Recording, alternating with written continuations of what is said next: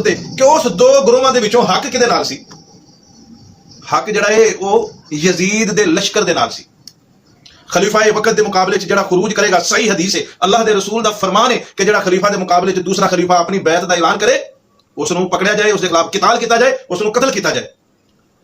مدینہ دے اندر دو گروہاں نے بغاوت کیتی، اے مجرم لوگ سن، بغاوت کرنے والے غلط سن، حق یزید دے لشکر دے نال سی۔ اے گل دسن والی ہے، گھوڑے بن کے اپنا گھوڑیاں والیاں گلاں کر کے تے اے گل نو تسی حق نو دبا نہیں سکدے۔ جنہاں دے نال حق ہوے، جنہاں دا منہج درست ہوے، جڑے علائے کلمت اللہ واسطے نکلے ہون، انہاں دے لشکر دے وچ کوئی بندہ شراب بھی پیندا ہوے نا، اس لشکر کولوں کوئی غلطی ہو بھی جائے نا تے اے نہیں دیکھیا جاندا۔ مثلا جنگ قاسیہ دے اندر ابو موجن سقفی شراب پیندا سی، شراب پیندا پھڑیا گیا، حضرت سعد بن ابی وقاص نے انہوں اپنے محل دے اوتے قید کر دتا گیا۔ تے کیا کوئی آکھے گا وہ دیکھو جی وہ جنگ قاسیہ دے موقع دے اوتے او جی صحابہ کرام دی جماعت وچوں ایک بندہ سی تے وہ شراب پیندا سی؟ اور دیکھا جائے گا کہ حق والی جماعت کیڑی سی، حق والی لشکر دے وچ، حق والی جماعت دے وچ اگر کسے کولوں کوئی غلطی ہو بھی گئی ہے تے وہ ایک ضمنی ثانی گل ہے، اس نو بنیاد بنا کے تے اے نہیں وہ کہانیاں سنا کے، وہ تے اے ابو موجن سقفی والی گل تے پھر بھی ٹھیک ہے نا، اے واقعہ ہررا والیاں گلاں تے ساری کہانیاں نے، تے اے کہانیاں سنا کے تے تسی حق نو چھپانا چاہندے جے، اس طرح کدی بھی نہیں ہو سکدا۔ قرآن دی کوئی ایک آیت ایسی لیا کے دے جس دے اندر یہ ثابت ہوئے کہ مدینہ دے بغاوت کرنے والے جڑے لوگ سن وہ حق تے سن، تے پھر تے ٹھیک ہے، پھر اسی تہاڈیاں گلاں بھی مان جاں گے، گھوڑے بنے گے سن، ظلم ہویا سی یار، انج نہیں سی کرنا چاہیے، کیوں؟ وہ حق تے لوگ سن مدینے والے۔ او بھائی جدوں وہ ہے ہی مجرم نے، جدوں انہاں دا فعل ہی غلط ہے، جدوں انہاں نے ایک بغاوت کر دیتی خلیفہ دے خلاف، تو پھر جو مجرم دی سزا ہے، جو ایک باغی دی سزا ہے، وہ تو انہوں نے ملنی چاہیے تھی۔ یزید جیسا کیسا بھی تھا، کافر، مشرک، اور جو ذاکر آج یزید کو گالیاں دیتے ہیں یہ مشرک ہے، یہ بد عقیدہ ہے، ان کا کفر کھلا ہوا کفر ہے۔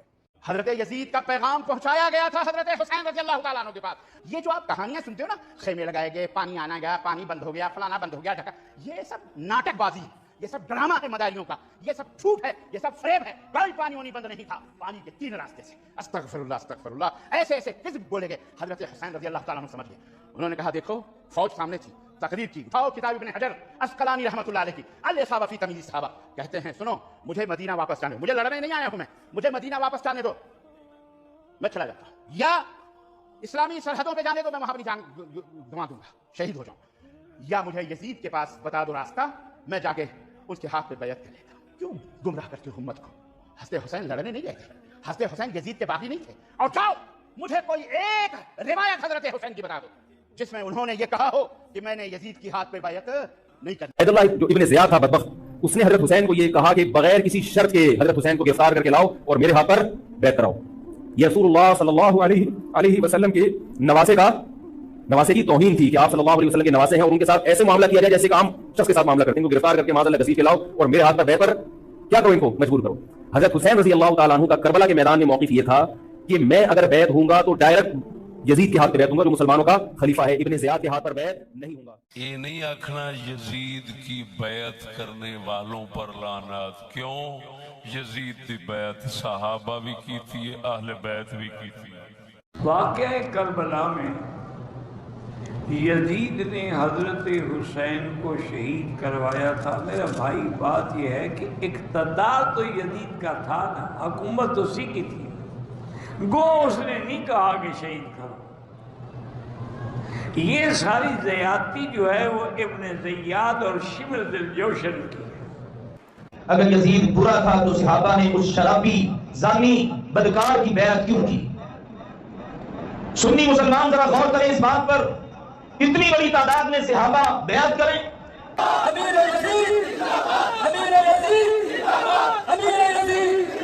کیا یزید کو حضرت امیر المؤمنین یزید رحمۃ اللہ علیہ کہنا جائز ہے؟ تو میری اس بارے میں جو رائے ہے اور استخارے کے بعد رائے ہے کہ ہمیں محتاط انداز میں ایک دو الفاظ ضرور کہنے چاہیے۔ وہ لفظ آپ اور زیادہ نہیں تو کم از کم اتنا کہنا چاہیے کہ حضرت یزید رحمۃ اللہ علیہ، حضرت یزید رحمۃ اللہ علیہ کہنا چاہیے۔ یہ تین شرطیں حضرت حسین رضی اللہ تعالیٰ عنہ نے پیش کی۔ ظاہر بات ہے تیسری شرط ایسی شرط تھی جو مان لی گئی کہ مجھے یزید کے پاس لے چل۔ جو مارنے والے تھے، جو قتل کرنے والے تھے، جو خیمے لوٹنے والے تھے، جو آگ جلانے والے تھے، وہ سارے بچ گئے اور الزام سارے کا سارا وقت کے حکمران کے سر پہ ڈال دیا اس نے کی۔ اور ظالموں، امام حسین کو تمہارے ماموں نے مروایا تھا. بے شرمو, جھوٹ باندھتے ہو اہل کوفہ کے اوپر. اہل کوفہ تو مخلص تھے مولا علی کے بھی اور سیدنا حسین کے بھی. وہ تو شیعان علی تھے. وہ لوگ تھے جنہوں نے جنگ جمل, جنگ صفین, نہروان مولا علی کے ساتھ مل کے لڑی ہوئی تھی. بعد میں سیدنا حسن کے ساتھ صفین پارٹ 2 ہونے والا تھا, جو آپ کو یہ ناسبی دھوکہ دیتے ہیں کہ جی وہ حضرت حسن نے صلح کر لی تھی حضرت معاویہ کے ساتھ. صلح نہیں, وہ لڑائی کے لیے گئے ہوئے تھے. بخاری میں موجود ہے.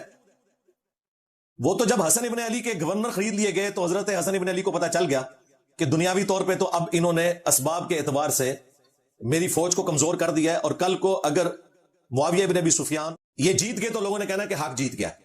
تو حسن ابن علی نے بنو امیہ کو ایکسپوز کیا صلح کر کے, تاکہ لوگوں کو پتا چل جائے کہ قتل عثمان کے نام کے اوپر جو یہ اتنا بڑا ڈرامہ رچایا گیا اس کا اینڈ رزلٹ کیا نکلتا ہے. کوئی قاتلین عثمان کو سزا نہیں ملی, وہ تو معاملے کچھ اور نکل آیا.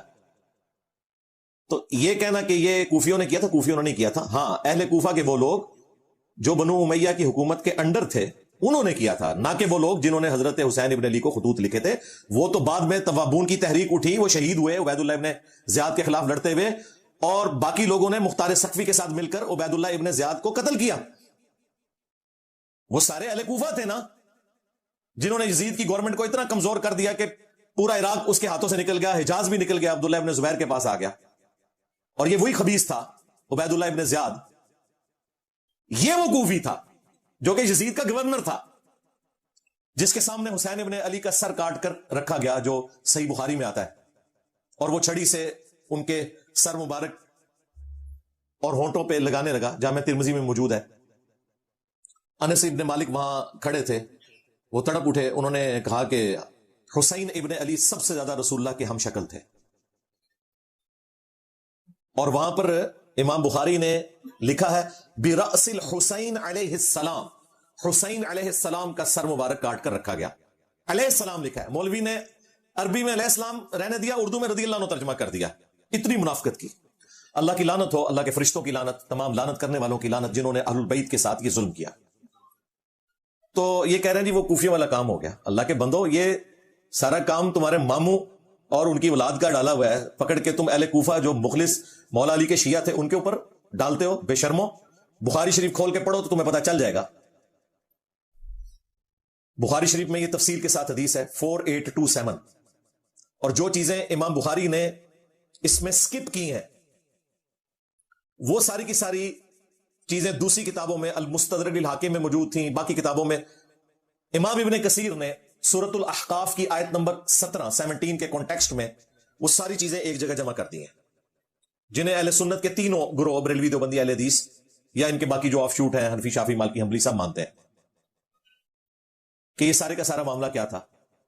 اپنی وفات سے 4 سال پہلے تمہارے ماموں نے مروان بن حکم کو گورنر بنایا حجاز کا, اور وہ مسجد نبوی میں خطبہ دے رہا ہے. یہ امام بخاری نقل کر رہے ہیں کہ اللہ تعالیٰ نے امیر المومنین کو یہ بات سجھائی ہے, وہ امت کے وسیع تر مفاد میں, یعنی اے میرے عزیز ہم وطنوں, یہ اس ٹائم کی اسٹیبلشمنٹ, وہ امت کے وسیع تر مفاد میں چاہتے ہیں کہ اپنے بعد اپنے بیٹے کو نامزد کرتے ہیں, جس طرح کہ ابو بکر نے بھی تو کیا تھا. ابو بکر کا کون سا بیٹا بنا تھا؟ حضرت عمر کو بیٹا بتا رہے ہیں. یہ ان کی عقل ہے اور یہ اینالوجی بنانے کا ان کا طریقہ ہے.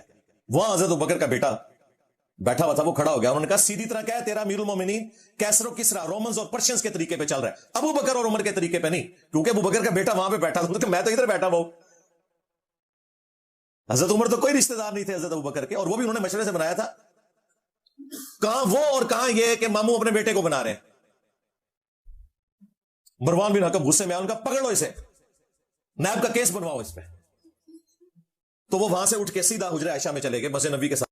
اس کو باہر سے غصہ آیا, اس نے کہا اوے ابو بکر کے بیٹے, تیرے بارے میں قرآن میں آیت نازل ہوئی ہے نا کہ جب تجھے سمجھایا جاتا تھا تو کہتا تھا کہ یہ اگلے لوگوں کی کہانی ہے کہ میں مرنے کے بعد دوبارہ زندہ کیا جاؤں گا, نعوذ باللہ. یہ بنو امیہ حضرت ابو بکر کے بھی گستاخ آپ کو یہ کہانیاں کرواتے ہیں کہ جی حضرت ابو بکر کی اولاد کے رشتے تھے اہل البیت کے ساتھ. یہ نہیں بتاتے کہ کس اولاد کے رشتے تھے جنہیں بنو امیہ نے قتل کیا ہوا ہے. محمد بن ابی بکر, تیرے بارے میں رسول اللہ نے فرمایا تھا جب تو اپنے باپ کی پشت میں تھا کہ حکم پر لعنت, اس کی اولاد پر لعنت, تو اسی لعنت کا ٹکڑا ہے. مروان یہ حضرت ابو بکر کے بیٹے کے ساتھ یہ اشر کیا, اور دوسری طرف حضرت عمر کے بیٹے کے ساتھ، وہ بھی بخاری میں موجود ہے۔ جب تحکیم کے مسئلے کے بعد ان کے ماموں آئے مدینہ شریف، انہوں نے وہاں خطبہ دیا اور کہا کہ تم میں سے جس میں کو خلافت کی کوئی خواہش ہے تو اپنا سینگ اٹھائے، میں اس کے باپ سے بھی زیادہ خلافت کا حقدار ہوں۔ تو عبداللہ ابن عمر کو بعد میں ایک صحابی نے کہا کہ آپ نے اس وقت کیوں نہیں جواب دیا حضرت معاویہ کو جب وہ یہ بات کر رہے تھے، یعنی انہیں پتا چل گیا کس کی طرف اشارہ تھا۔ اب مجھے بتائیں عبداللہ ابن عمر کا باپ کون تھا؟ حضرت عمر۔ جو شخص حضرت عمر کے بارے میں یہ کہے کہ میں اس سے زیادہ خلافت کا حقدار ہوں، اس نے مولا علی کی خلافت قبول کرنی تھی؟ بے شرمو کہتے ہو کہ جی وہ قصاص عثمان تھا؟ یہ تھا پیچھے مسئلہ۔ جو حضرت عمر کی وجہ سے شام میں بیٹھا ہوا ہے بندہ، وہ تو حضرت عمر کو خلیفہ ماننے کے لیے تیار نہیں، وہ کہتا ہے میں اس سے زیادہ بہتر ہوں۔ تو عبداللہ ابن عمر نے کہا کہ میں نے ارادہ کیا کہ میں اپنی گوٹ کھولوں، اس طرح احتبا کر کے بیٹھے تھے، میں اسے وہیں پہ جواب دوں کہ تجھ سے زیادہ خلافت کا حقدار وہ ہے کہ جس نے تجھے اور تیرے باپ کو جب تم لوگ کافر تھے نا، اسلام کی خاطر پٹائی کی تھی۔ امام بخاری نے یہ حدیث غزوہ خندق کے چیپٹر میں ڈالی ہے، یہ بتانے کے لیے کہ خندق کے موقع پر ابو سفیان بھی کافر تھے، حضرت معاویہ نے بھی اسلام قبول نہیں کیا تھا۔ راوی حدیث کہتا ہے کہ عبداللہ ابن عمر نے خاموشی اختیار کر کے اپنی عزت بھی بچا لی اور اپنی جان بھی بچا لی۔ کس نے؟ ایک ماموں نے دوسرے ماموں سے۔ عبداللہ ابن عمر بھی ماموں ہے نا ہمارے۔ یہ حضرت ابو بکر اور عمر کے بیٹوں کے ساتھ بنو امیہ کر رہی ہے، حضرت علی کے اولاد کے ساتھ انہوں نے کیا کرنا تھا آپ خود اندازہ کر لیں۔